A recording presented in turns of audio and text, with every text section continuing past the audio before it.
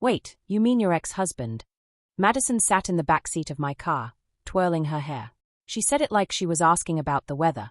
I gripped the steering wheel. What? No. He's not my ex. We're married. She shrugged. Oh, I just figured you were divorced. My daughter Emma stared out the window. Silent. Why would you think that? Madison smiled. Because of how he and my mom flirt with each other. It's pretty obvious. The car swerved. I corrected it. That's not funny, Madison. I'm not joking. She leaned forward. Every time your husband drops me off, they stand there talking forever. My mom does her hair all special on those days. She wears perfume. And last week, he offered to come fix our pool heater. My stomach dropped. You're lying. Ask him yourself. She sat back, checking her nails. I think it's weird too. My mom's been single for like 2 years and she gets all giggly around him. It's gross.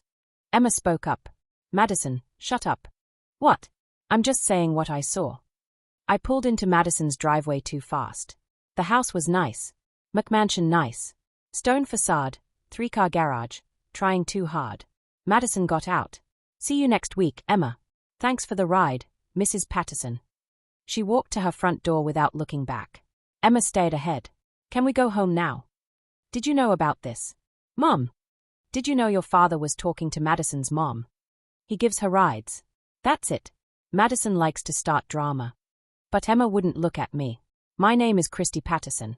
I'm 44, and this is how a teenage girl blew up my marriage in the backseat of my car on a Tuesday afternoon. 3 months earlier, everything was manageable. Emma was struggling.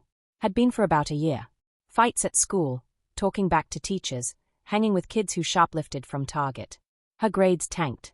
She stopped caring. The therapist said she needed positive outlets. Structure. Social connections. We tried soccer. She quit after 2 weeks. Drama club. She got kicked out for calling the director a fascist. Then my sister suggested art classes at the community center. Emma actually liked it. She came home excited for the first time in months. She showed me her drawings. Dark stuff with too much charcoal, but it was something. And she'd made a friend. Madison Clark. I met Madison's mom after the 3rd class. Veronica. She was one of those gym women. Tight athleisure, perfect highlights, arms that didn't jiggle. She cornered me in the parking lot. Christy, right. Madison talks about Emma constantly. Yeah, Emma's been having a tough time. This class has been good. Veronica nodded. I totally get it. Middle school is brutal. Then she touched my arm. Actually, I wanted to ask you something. My work schedule just got insane. I can't make pickup time anymore. Would you be able to give Madison a ride home? I know it's huge, but I'm desperate. It was huge. We barely knew each other. But I checked the address. 10-minute detour. Sure, I can do that. Her face lit up. Oh my God, you're a lifesaver. Seriously, I owe you. She never paid me back. Not with gas money, not with anything. For the first month, I did all the pickups. Madison talked nonstop. About boys, drama with girls, teachers she hated. She had opinions on everything. None of them were kind. Did you see what Ashley was wearing today? Nobody wants to see that. Mr. Henderson is such a creep. He definitely looks down girls' shirts. Emma's so lucky she doesn't deal with the popular girls at our school. They are such fake bitches. Emma stayed silent during these rants. Sometimes laughed at the mean stuff. Then my work schedule changed. I couldn't do Tuesday and Thursday pickups. My husband David offered to handle it. It's not a big deal. I can leave work early those days. Are you sure? Madison can be a lot. She's 14. How bad can it be? He did it for a month. Never complained. Never mentioned anything unusual. How'd it go? Fine. Dropped her off, came home. Last week, my schedule cleared. I started pickups again. That's when Madison dropped her bomb. That night, I waited until Emma was in her room. I found David in the garage, organizing his toolbox. Hey, we need to talk. He didn't look up. About what? About Veronica Clark. His hand froze on a wrench. Just for a second. Who? Madison's mom. The woman you apparently offered to fix a pool heater for. He set the wrench down. Turned around. Trying to look confused but looking guilty. Oh, that. Yeah, that. It was nothing, Christy. I was just being polite. Since when do you offer to fix pool heaters? You don't know anything about pool heaters. Exactly. which is why I never planned to do it. It was just something to say. She mentioned it was broken. I said maybe I could take a look. We both knew I wasn't going to. I stared at him. Why would you say that? I don't know. It's what you say when someone mentions something's broken. It's just words. David. Her daughter thinks you're flirting with her mom. His face went red. That's insane. I'm not, I would never. Then why does a 14-year-old think you are? Because she's a kid who doesn't understand normal conversation. I was dropping her daughter off. We talked for maybe 5 minutes each time. That's it. Madison said Veronica does her hair and wears perfume on the days you're coming. How the hell would I know what she does with her hair? So you didn't notice? He ran his hand through his hair. I noticed she looked nice, yeah. So what? Am I not allowed to notice when someone looks nice? Wrong answer. Are you serious right now? Christy, you're reading way too much into this. Nothing happened. Nothing was going to happen. I dropped off our daughter's friend and made polite conversation. That's literally it. Then why didn't you mention any of this? Because there was nothing to mention. You don't tell me every conversation you have. Why would I report back about small talk in a driveway? We went in circles for another hour. He denied everything that mattered and admitted everything that didn't. Yes, they talked. No, nothing inappropriate was said. Yes, she was friendly. No, he didn't think anything of it. Yes, he mentioned the pool heater. No, he never intended to follow through. I wanted to believe him. Part of me did. David wasn't smooth. He couldn't flirt if his life depended on it. The man once said I looked very shaped in my new dress. But I kept hearing Madison's voice. My mom does her hair all special on those days. I barely slept. The next morning, Emma came downstairs for breakfast. She grabbed a granola bar. Hold up. We need to talk. I have to catch the bus. You can miss the bus. Sit down. She's Saturday. What did you see when Dad was dropping Madison off? Nothing. Emma. I mean it. I wasn't paying attention. Madison just likes to make things sound worse than they are.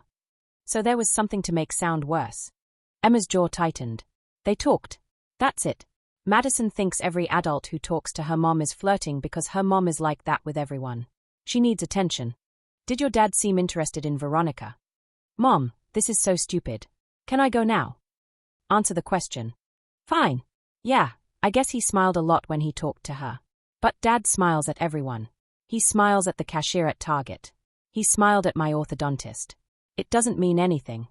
But it meant something to me. David didn't usually smile that much. He was friendly, sure. But enthusiastic? No. I called the community center that afternoon. Emma won't be continuing with the art class. The woman sounded confused. Oh, I'm sorry to hear that. She seemed to be doing so well. Can I ask why? Family reasons. We do have other class times if the schedule doesn't work. It's not the schedule. We're done. Thanks. I hung up. When Emma came home and I told her, she lost it. Full meltdown. Screaming, crying, throwing things. You can't do this. That's my only friend. That's the only thing I like. You'll make other friends. Where, Mom? Where? Nobody at school likes me. Madison is the only person who doesn't think I'm a freak. Madison is not a good friend. You're doing this because of her mom. This is so unfair. I didn't do anything wrong. She was right. She hadn't done anything wrong. But I couldn't have her around that family anymore. Emma locked herself in her room. Didn't come out for dinner. David tried to talk to me that night. This is crazy, Christy. You're punishing Emma for something that didn't happen. I'm protecting our family. From what? From me being polite. From you being too polite. From you offering to fix pool heaters. From you having conversations you never told me about. I didn't tell you because there was nothing to tell. Then why does Emma say you smiled a lot around Veronica? He threw his hands up. I don't know. Maybe I did smile. Maybe I was in a good mood. Why are you acting like smiling is a crime? Because you don't smile at me like that anymore. The words came out before I could stop them. The room went silent. David's face changed. That's what this is really about. No. You think I'm interested in her because I don't pay enough attention to you. I didn't say that. You didn't have to. He left. Slept on the couch. The next few days were bad. Emma wouldn't talk to me. David gave one-word answers. The house felt dead. I knew I was overreacting. Part of me knew that. But I couldn't shake the image of Veronica doing her hair, putting on perfume, waiting in her driveway. Then Veronica texted me. I didn't even know she had my number. Hi Christy. Madison told me Emma isn't coming back to class. Is everything okay? I stared at the text. I typed back, everything's fine. We just decided it wasn't a good fit anymore. 3 dots appeared immediately. Oh no, the girls are so close. Is there anything I can do to change your mind? No. Thanks though. More dots. I feel like this might be about something Madison said. She mentioned she made a joke in the car that upset you. I'm so sorry if she caused any confusion. You know how teenagers are, they love drama. The emoji made me want to throw my phone. It's not about Madison. Like I said, it just wasn't a good fit. Well, if you ever want to talk about it, I'm here. Coffee sometime. I blocked her number. That night, I had a breakdown. Full crying on the bathroom floor breakdown. Because I realized something horrible. I didn't know if David had actually done anything wrong. Maybe he smiled at Veronica. Maybe he offered to fix her pool heater. Maybe she wore perfume and did her hair and stood too close. Maybe all of that was true. But none of it meant he wanted to cheat. None of it meant he was planning to leave. None of it meant anything except that a lonely divorced woman found a married man who was nice to her, and I'd let a mean teenage girl plant a bomb in my head. The real issue wasn't David or Veronica or Madison. The real issue was that I'd stopped believing my husband still chose me. We'd been married for 17 years. We had a difficult daughter and a mortgage and jobs we tolerated. We ate dinner in front of the TV. We had sex maybe once a month. We talked about bills and Emma's therapy and whether we needed to replace the water heater. When had we stopped being people who smiled at each other? David knocked on the bathroom door. Christy? You okay? I wiped my face. Yeah, I'm fine. Can I come in? I unlocked the door. He sat down next to me on the floor. I'm sorry, I said. For what? For freaking out. For pulling Emma out of class. For accusing you of something you didn't do. He was silent. Then, I'm sorry too. For what? You didn't do anything wrong. I did, though. Not with Veronica, but with you. You're right that I don't smile at you the way I used to. I don't tell you you look nice. I don't ask about your day like I mean it. I've been on autopilot for a while. We both have. I leaned my head on his shoulder. Yeah. I don't want to be the couple that just exists next to each other until Emma graduates. Me neither. So what do we do? I thought about it. About Emma locked in her room, angry at me. About Veronica and her perfect arms. About Madison and her mean smile. We fix our marriage, I said. And then we figure out how to fix Emma. In that order. Yeah, in that order. Because she's watching us. She's watching how we treat each other, how we talk to each other, whether we still choose each other. And right now, we're teaching her that marriage is just existing in the same house until you're too tired to leave. David nodded. Okay, so we start there. We start there. He stood up, offered me his hand, pulled me to my feet. For the record, he said, I wasn't interested in Veronica. Not even a little bit. She's exhausting. She talks about herself constantly. And her house smells like those plug-in air fresheners. I laughed. Actually laughed. Yeah. Plus, she called me David with an ID like 3 times. Who does that? Someone who definitely wants you to come fix her pool heater. I don't even own a wrench that would work on a pool heater. I know. You barely own a wrench that works on anything. He grinned. The real kind. The kind I hadn't seen in months. That weekend, we sat Emma down. You're going back to art class, I said. Her head snapped up. What? Really? Really? But we're not doing Madison's carpool anymore. She can figure out her own ride. Mom, she doesn't have another way to get there. That's not our problem. Her mom can rearrange her schedule, or Madison can miss class, or they can figure it out.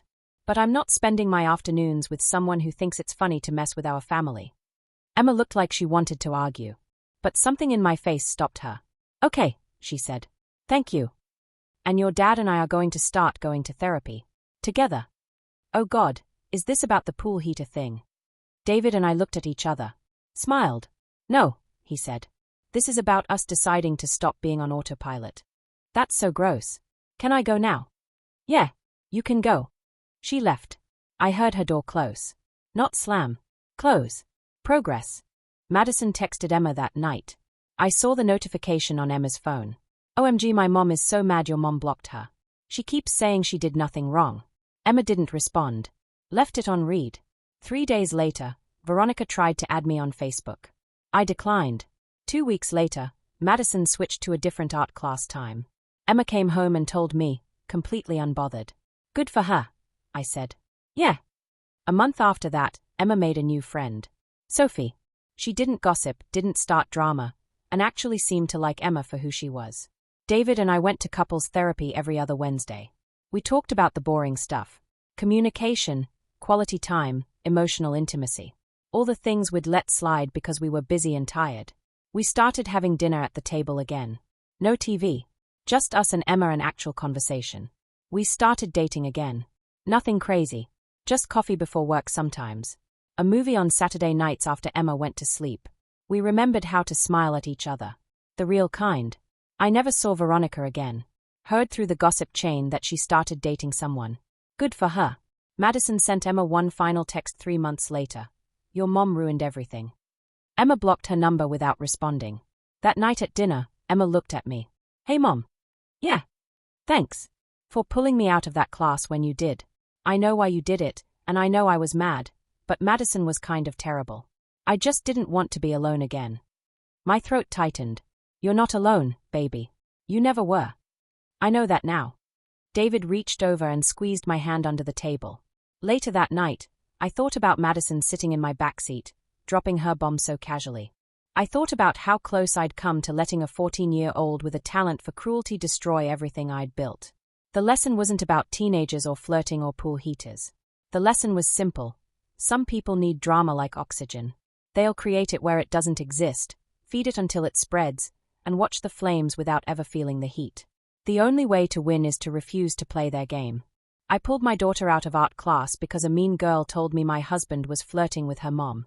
But what I really did was pull my family back from the edge before we fell off completely. And yeah, we're good now. Better than good. David still doesn't know how to fix a pool heater. He never learned. We're fine with that.